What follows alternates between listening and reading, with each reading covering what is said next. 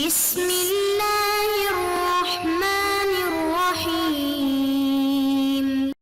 بسم الله الرحمن الرحیم الحمد للہ وکفا والصلاة والسلام علی من لا نبی بعد اما بعد. عزیز طلبہ، آج کتاب الہدایہ جو سالس کا سبق نمبر 249 ہے، اور اس سبق میں انشاءاللہ دو اجناس سے بحث کریں گے. جنس نمبر 1 توکیل الکفیل بما تکفل به، اور اس طرح جنس ادعاء الوکالت عن الغائب بقبض دینہ کے متعلق بات کریں گے. اور کتاب کی عبارت ومن کفل بمال عن رجل سے لے کر بمنزلۃ الکفالۃ بما ذاب له عن فلان تک ہوگی. اصول کی طرف تو اصل نمبر 1 الشیء ينتفی بانتفاء رکنہ، کہ کسی چیز کا کوئی رکن منتفی ہو جائے تو وہ چیز بھی منتفی ہو جائے گی.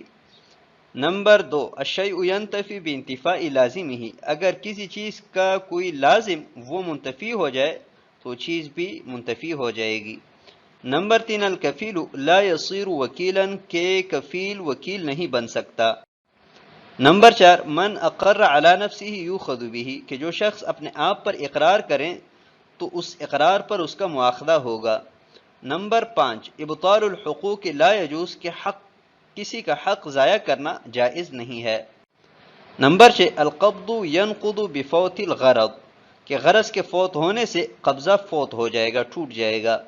نمبر 7 المظلوم لا یظلم غیرہ، کہ جس پر ظلم کیا گیا ہے وہ اپنے ظلم کا بدلہ لینے کے لیے کسی اور پر ظلم نہیں کر سکتا. نمبر 8 لا رجوع فی الاستیفاء ما لم یبطل اصلا، کہ استعفاء میں کوئی رجوع نہیں ہے جب تک وہ بنیاد سے باطل نہ ہو. آتے ہیں فصول کی طرف. تو جن سے ادعاء الوکالت عن الغائب بقبض دینہ، 3 فصول میں تقسیم کیا ہے. فصل نمبر 1 صدق المدیون المدعی للوکالت، کہ مدیون نے مدعی للوکالہ کی تصدیق کی تو اس صورت میں مدیون کو یجبر علی الدفع، ادائیگی پر مجبور کیا جائے گا. نمبر 2 کذب المدیون المدعی، مدیون نے مدعی کی تکذیب کی، جھٹلایا تو اس صورت میں مجبور نہیں کیا جائے گا مگر یہ کہ اس کی وکالت حجت سے ثابت ہو جائے. نمبر 3 سکت المدیون عن التکذیب والتصدیق، مدیون نے نہ تو وکیل کی تصدیق کی اور نہ ہی تکذیب کی تو اس صورت میں بھی دفع پر مجبور نہیں کیا جائے گا مگر یہ کہ حجت سے اس کی وکالت ثابت ہو جائے. آتے ہیں کتاب کی عبارت کی طرف. قال ومن کفل بمال عن رجل، اور اگر کوئی شخص دوسرے کی طرف سے مال کا کفیل بنا فوکلہ صاحب المال بقبضہ عن الغریم، تو صاحب مال نے اسے غریم کی طرف سے مال کے قبضہ پر وکیل بنایا. لم یکن وکیلا فی ذلک ابدا، تو اس میں ہمیشہ کے لیے وکیل نہیں بنے گا. لأن الوکیل من یعمل لغیرہ، اس لیے کہ وکیل وہ ہوتا ہے کہ جو غیر کے لیے کام کرتا ہے. ولو صححناها صار عاملا لنفسه فی ابراء ذمته، اور اگر وکالت کو ہم صحیح قرار دیں تو اپنے ذمہ کو بری کرنے میں وہ اپنے آپ کے لیے عامل بن جائے گا. فانعدم الرکن، لہذا توکیل کا رکن منعدم ہوا. وَلِأَنَّ قبول قوله ملازم للوکالت، اور اس لیے کہ اس کے قول کا قبول ہونا وکالت کو لازم ہے. لِكَوْنِهِ أَمِينًا، کیونکہ وکیل امین ہے. وَلَوْ صَحَّحْنَاهَا، اور اگر ہم وکالت کو درست قرار دیں لا يقبل، تو اس کا قول قبول نہیں کیا جائے گا. لِكَوْنِهِ مُبْرِئًا نَفْسَهُ، اس لیے کہ وہ اپنے آپ کو بری قرار دے رہا ہے. فَيَنْعَدِمُ بِانْعِدَامِ لَازِمِهِ، لہذا اس کے لازم کے معدوم ہونے کی وجہ سے توکیل معدوم ہو جائے گی. وَهُوَ نَظِيرُ عَبْدٍ مَأْذُونٍ مَدْيُونٍ أَعْتَقَهُ مَوْلَاهُ، اور یہ اس عبد معزون مقروض کی نظیر ہے جسے اس کے آقا نے آزاد کیا ہو. حتی ضمن قیمتہ للغرماء، یہاں تک کہ آقا قرض خواہوں کے لیے اس کی قیمت کا ضامن ہوگا. ویطالب العبد بجمیع الدین، اور غلام سے پورے قرض کا مطالبہ کیا جائے گا. فلو وکلہ الطالب بقبض المال عن العبد، لیکن اگر مدعی غلام سے مال پر قبضہ کرنے کا اسے وکیل بنائے کانا باطلا، تو یہ توکیل باطل ہوگی. لما بیناہ، اس دلیل کی وجہ سے کہ جسے ہم بیان کر چکے ہیں. قال ومن کفل بمال عن رجل، اس عبارت میں ذکر کردہ مسئلے کی صورت یہ ہے کہ مثلا زید مقروض ہے اور عمر اس کی طرف سے کفیل بالمال بنا ہے، تو قرض دینے والے نے عمر کو زید سے مال وصول کرنے کا وکیل بنایا، تو فرماتے ہیں کہ عمر کبھی بھی قرض دینے والے کی طرف سے وکیل بالقبض نہیں بن سکتا، لأن الوکیل من يعمل لغیرہ۔ یہاں سے صاحب ہدایہ دو دلیلیں ذکر کر رہے ہیں، جن میں سے پہلی دلیل یہ ہے کہ وکیل وہ ہوتا ہے کہ جو غیر کے لیے کام کرتا ہے، یعنی توکیل کا رکن العمل للغیر ہے۔ وکیل موکل کے لیے کام کرے گا تو عقد وکالہ وجود میں آئے گا۔ ابھی اس صورت میں اگر ہم کفیل کے وکالت کو درست قرار دیں تو یہ کفیل اپنے آپ کے لیے کام کرنے والا شمار ہوگا، یعنی دین پر قبضہ کرنے کی وجہ سے خود بری ہو جائے گا، اور توکیل کا جو رکن ہے وہ معدوم ہو جائے گا، اور رکن العمل للغیر ہے۔ انعدام رکن کی وجہ سے عقد وکالہ ختم ہو جائے گا۔ اس لیے ہم نے کہا کہ یہ کفیل کبھی بھی قرض دینے والے کی طرف سے وکیل نہیں بن سکتا۔ وَلِأَنَّ قبول قوله ملازم للوکالۃ، یہ دوسری دلیل ہے کہ وکیل کی حیثیت امین کی ہے اور اس کی بات ماننا وکالت کے لیے ضروری ہے۔ تو اگر ہم کفیل کے وکالت کو درست قرار دیں تو اس کی بات ہم نہیں مان سکتے، کیونکہ وہ کفیل ہے اگر یہ کہیں کہ مال ہلاک ہوا ہے تو اپنے آپ کو بری کر رہا ہے، اور حالانکہ قرض سے وہ اپنے آپ کو بری نہیں کر سکتا، تو اس وجہ سے ہم اس کی بات قبول نہیں کر سکتے۔ تو بات قبول نہ کرنے کی وجہ سے وکالت کا جو لازم ہے یعنی بات ماننا وہ معدوم ہو جائے گا، اور لازم کے معدوم ہونے کی وجہ سے ملزوم یعنی وکالہ وہ معدوم ہو جائے گا۔ تو اس وجہ سے ہم نے کہا کہ کفیل کبھی بھی قرض دینے والے کے لیے وکیل بالقبض نہیں بن سکتا۔ وَهُوَ نَظِيرُ عَبْدٍ مَأْذُونٍ مَدْيُونٍ، یہاں سے صاحب ہدایہ اس مسئلہ کی ایک نظیر پیش کر رہے ہیں، اور وہ یہ ہے کہ ایک غلام جس کی قیمت مثلا 800 درہم ہے، آقا نے اسے تجارت کی اجازت دے رکھی ہے، تجارت کے نتیجے میں اس پر 1000 درہم قرض چھڑ گیا، آقا نے اسے آزاد کیا، تو یہ آقا قرض خواہوں کے لیے اس غلام کی قیمت کے بقدر مال کا ضامن ہوگا، یعنی 800 کا، اور پھر قرض خواہوں کی طرف سے آقا 1000 قرض وصول کرنے کا وکیل بنایا گیا کہ آپ اپنے اس غلام سے ہمارے لیے 1000 وصول کر لیں۔ ابھی قرض خواہوں کی طرف سے آقا کو جو وکیل بنایا گیا ہے یہ وکالت درست نہیں ہے، لما بینہ، اس دلیل کی وجہ سے کہ جو ہم بیان کر چکے، آقا کی ذمہ 800 ادا کرنا ضروری ہے کیونکہ وہ غلام کی قیمت کے بقدر قرض خواہوں کے لیے مال کا ضامن ہے۔ تو اب اگر آقا اس غلام سے 1000 وصول کرے گا تو 800 میں وہ متہم ہے کہ یہ 800 اپنے آپ کے لیے وصول کر رہا ہے، تو اس 800 میں اتہام کی وجہ سے اس کا قول قبول نہیں کیا جا سکتا، اور حالانکہ وکیل ہے، وکیل کی حیثیت امین کی ہوتی ہے، امین کی بات ماننا ضروری ہے، تو جب اس کی بات اتہام کی وجہ سے قبول نہیں ہو سکتی تو وکالہ کا جو لازم ہے وہ معدوم ہوا، اور لازم کے معدوم ہونے کی وجہ سے ملزوم یعنی وکالہ معدوم ہوا، تو اس وجہ سے ہم نے کہا کہ آقا وکیل نہیں بن سکتا۔ تو جیسے آقا اتہام کی وجہ سے یہاں پر وکیل نہیں بن سکتا، ایسی اوپر والے مسئلہ میں بھی کفیل وکیل نہیں بن سکتا۔ آتے ہیں اگلی عبارت کی طرف، قال ومن ادعى انه وکیل الغائب فی قبض دینہ، اور اگر کسی نے دعویٰ کیا کہ وہ غائب کی طرف سے قرضہ پر قبضہ کرنے کا وکیل ہے، فصدقہ الغریم، اور مقروض نے اس کی تصدیق کی، امر بتسلیم الدین الیہ، تو مقروض کو دین حوالہ کرنے کا حکم دیا جائے گا، لأنہ اقرار علی نفسہ، اس لیے کہ یہ اپنے آپ پر اقرار ہے، لأن ما یقضیہ خالص مالہ، اس لیے کہ وہ مال جو ادا کرے گا اس کا اپنا خالص مال ہے۔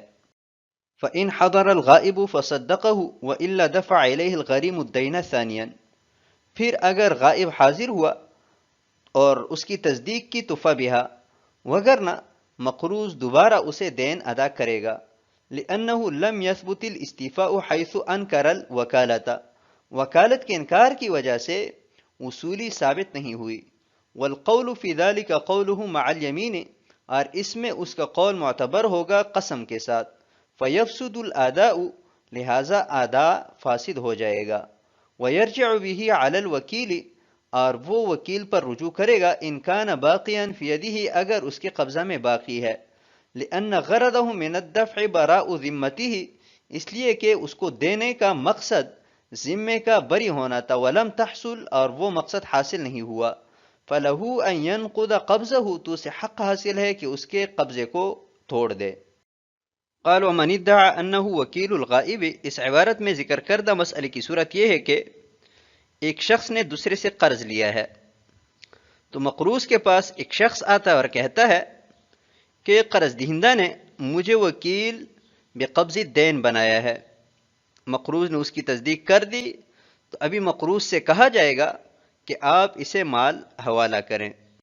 لأنہ اقرار علی نفسہ، مقروض کو مال حوالگی کا حکم اس وجہ سے دیا جائے گا کہ اس نے اپنے آپ پر اقرار کیا ہے، اس لیے کہ جو ادائیگی کرے گا وہ اپنے مال ہی سے کرے گا. تو جب اس نے اپنے آپ پر اقرار کیا تو اقرار اس پر نافذ ہے، اور اس کے نتیجے میں اس کو مال حوالہ کرنے کا حکم دیا جائے گا. فَإِنْ حَضَرَ الْغَائِبُ فَصَدَّقَهُ، اس کے بعد اگر مؤکل غائب حاضر ہوتا ہے تو دیکھیں گے کہ وہ تصدیق کرتا ہے یا تکذیب کرتا ہے. اگر تصدیق کر دے کہ ہاں میں نے اس کو وکیل بقبض الدین بنایا ہے، پھر تو معاملہ ختم ہو جائے گا. لیکن اگر تکذیب کی تو پھر مقروض کو حکم دیا جائے گا کہ آپ دوبارہ اس مؤکل کو، قرض دینے والے کو دوبارہ مال ادا کریں، کیونکہ استیفاء یعنی دین کی اصولی ثابت نہیں ہوئی، اس لیے کہ اس نے وکالت کا انکار کیا کہ میں نے اسے وکیل نہیں بنایا. لہٰذا پہلے جو ادائیگی کی گئی ہے وہ ایک اجنبی شخص کو کی گئی ہے، تو اجنبی شخص کو ادائیگی کی وجہ سے قرض دہندہ کا حق ساقط نہیں ہوگا. والقول فی ذلک قولہ مع یمینہ، اور مؤکل نے توکیل کا انکار کیا ہے تو انکار توکیل کی صورت میں مؤکل کا قول مع الیمین معتبر ہوتا ہے. اس وجہ سے پہلی جو ادائیگی کی گئی ہے وہ فاسد تصور ہوگی، اور دوبارہ سے مقروض کو ادائیگی لازم ہوگی.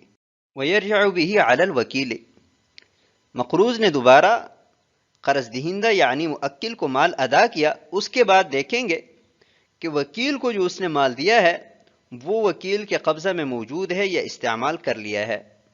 اگر وکیل کے قبضہ میں موجود ہے تو اس سے واپس لے لیا جائے گا، کیونکہ مقروض نے تو اس کو اس نیت سے دیا تھا کہ میرا ذمہ فارغ ہو جائے گا، اور یہاں پر اس کا ذمہ فارغ نہیں ہوا تو اس کا مقصود حاصل نہیں ہوا. لہٰذا وکیل کے قبضے کو توڑ کر اس سے مال واپس لے لیا جائے گا.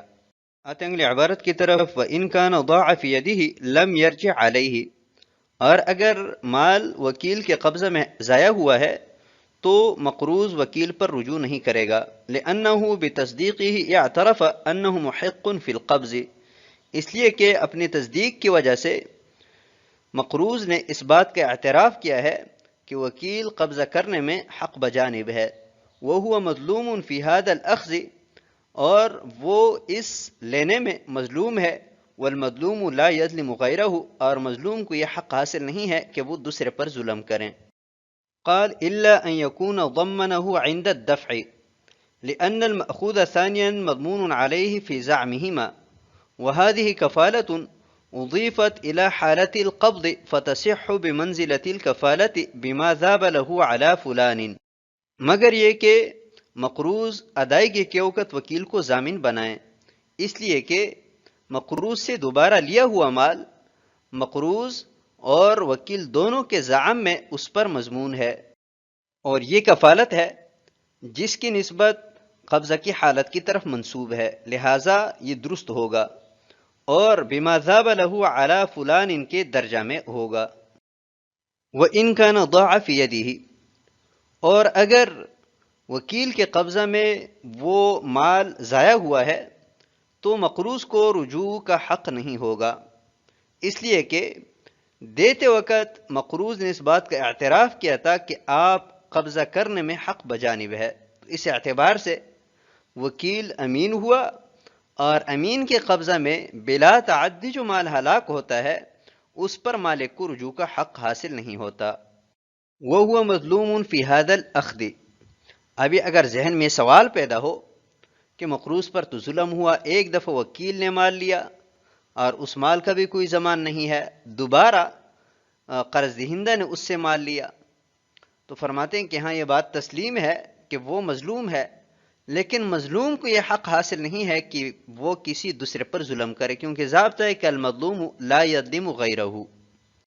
قال الا ان یکون ضمنہ عند الدفع، اور اگر صورت یہ ہو کہ مال دیتے وقت مقروض نے وکیل کو ضامن بنایا ہو، یعنی یہ کہا ہو کہ اگر آپ موکل کی طرف سے وکیل نہ ہوئے تو مال کی ذمہ داری آپ پر ہوگی، تو اس صورت میں اگر موکل نے تکذیب کی تو مقروض کو بہر صورت وکیل سے مال لینے کا حق ہوگا، یعنی چاہے اس نے ضائع کیا ہے اور چاہے اس کے قبضہ میں موجود ہے۔ لأن المأخوذ ثانيا مضمون عليه في زعمهما، اس لیے کہ قرض دہندہ دوبارہ جو مال لے رہا ہے یہ مال وکیل اور مقروض دونوں کے زعم میں اس پر مضمون ہے، اور وکیل قرض دہندہ کی طرف سے ضامن ہے، تو اس وجہ سے مقروض کو یہ حق حاصل ہوگا کہ وہ مضمون علیہ کی طرف سے ضامن سے مال وصول کرے، چاہے اس کے قبضہ میں موجود ہے اور چاہے ضائع ہوا ہے۔ وَهَذِهِ كَفَالَةٌ أُضِيفَتْ إِلَى حَالَةِ الْقَبْضِ، صاحب ہدایہ فرماتے ہیں کہ مقروض نے وکیل سے جب یہ کہا کہ اگر یہ پیسے موکل کو نہ ملے تو آپ اس کی ذمہ دار ہوں گے، یہ کفالت ہے اور اس کی نسبت حالت قبض کی طرف کی گئی ہے، تو ایسی کفالت درست ہے۔ اور اس کی مثال ایسے ہے جیسا کہ کوئی دوسرے سے کہیں کہ فلاں کے ذمے آپ کا جو کچھ بھی ثابت ہوگا میں اس کا کفیل ہوں، تو جیسی یہ کفالت درست ہے، ایسی جب اس کفالت کی نسبت حالت قبض کی طرف کی گئی تو یہ کفالت بھی درست ہے، اور مال نہ دینے کی صورت میں کفیل سے یعنی وکیل سے مال لیا جائے گا۔ تو آج کے سبق کو ہم اسی پر ختم کرتے ہیں۔ والسلام علیکم ورحمۃ اللہ وبرکاتہ۔